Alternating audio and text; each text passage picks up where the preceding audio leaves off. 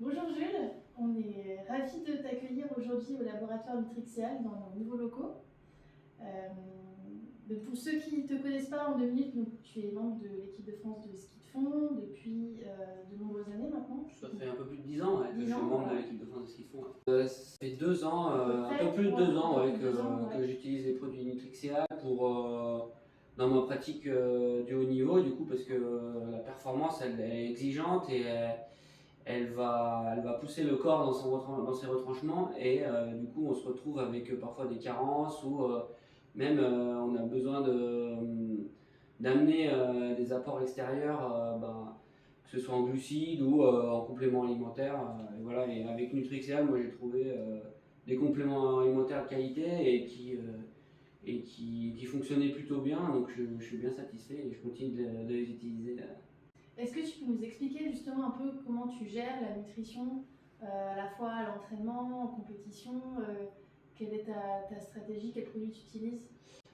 Alors, le produit que j'utilise le plus, c'est la maltodextrine. Ouais, donc voilà, qu'on en a là. Ouais. Exactement, ouais, celui-ci. C'est la DE19 que tu prends, c'est ça? Ouais, moi c'est la DE19. Alors, il y en a une un peu plus pour la longue distance, c'est ça?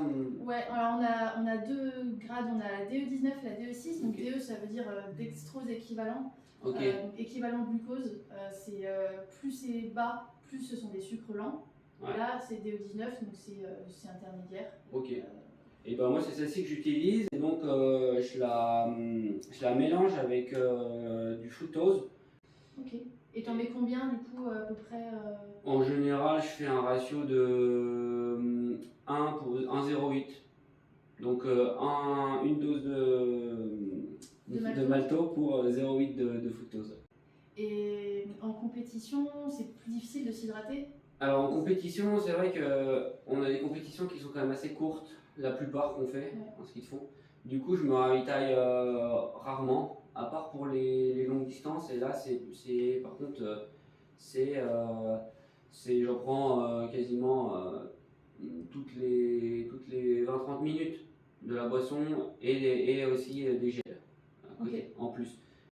Mais voilà, nous, on n'a pas beaucoup de courses qui font plus de 40 minutes. Du coup, sur des courses. C'est très rapide. Ouais, c'est surtout qu'on a des distances qui font 20 et 10 km. Du coup, c'est assez court. Et ça fait qu'on a des temps de course qui sont 40-50 minutes. Voilà, c'est le max qu'on a sur 20 km. Et c'est pas toujours nécessaire de se ravitailler. Donc, c'est surtout pour l'entraînement, moi, où là, par contre, on fait des entraînements quand même assez longs de 2h30, 3h, parfois 4-5 heures. Et après, ce que j'utilise pas mal aussi sur les récup, c'est le Recovery Booster là. Ouais. Et plutôt en récupération, voilà, après des séances qui ont bien tapé. Intense. Et toi, c'est vanille? Et moi, c'est vanille, ouais. C'est vanille que je prends. Ouais. Je crois que tu en prenais aussi parfois au petit déjeuner, non? Ouais, j'avais fait un moment, mais c'est vrai que j'ai arrêté, mais j'avais fait une période où j'en prenais au petit déjeuner parce que je prenais pas de protéines dans mon alimentation au petit déj. Du coup, je mettais ça, le Recovery Booster au petit déj, quoi. Okay. Donc il peut se prendre aussi au petit déj et c'est vrai que c'était pas mal, mais je me mélangeais dans les céréales. Et les électrolytes, quand est-ce que tu les utilises Électrolytes, j'en mets, ce que je fais, c'est qu'en général, je l'ai pas dit ça, mais je le rajoute à mon mélange de boissons que je fais. Et, donc avec la maltodextrine. Voilà, en général, il y a une dosette dedans et je mets une dosette pour 1 litre. Quoi.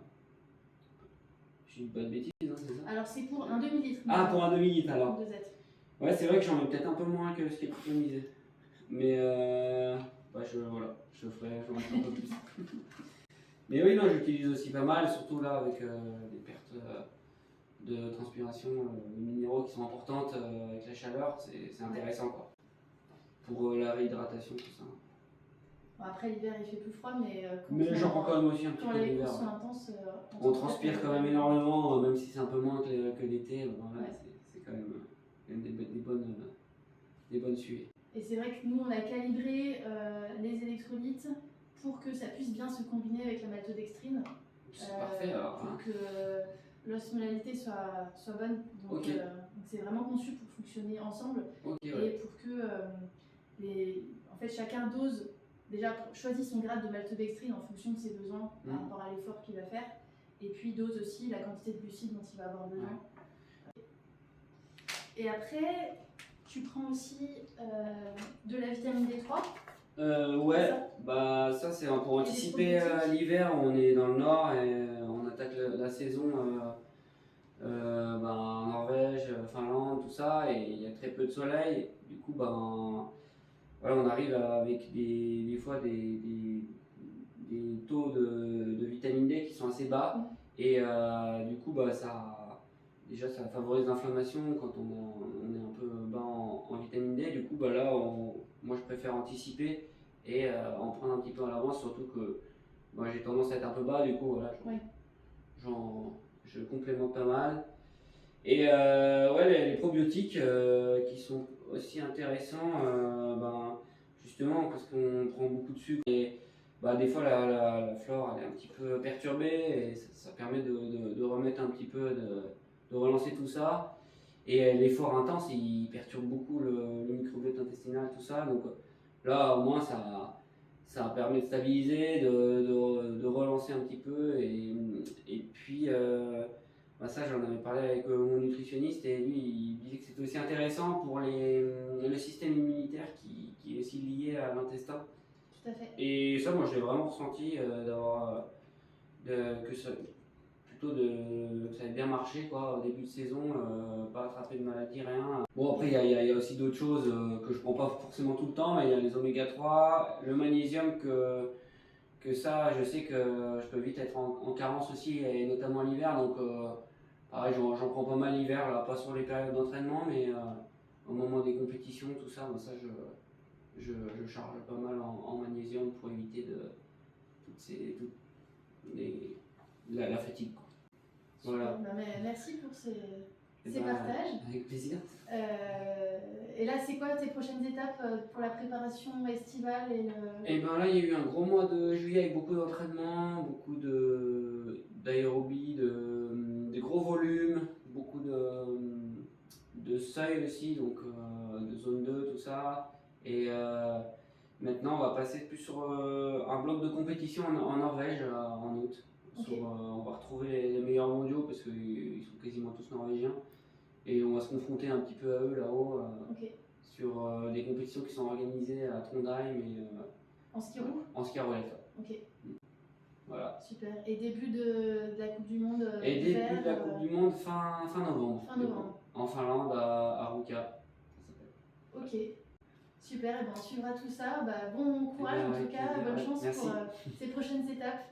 Et merci à vous.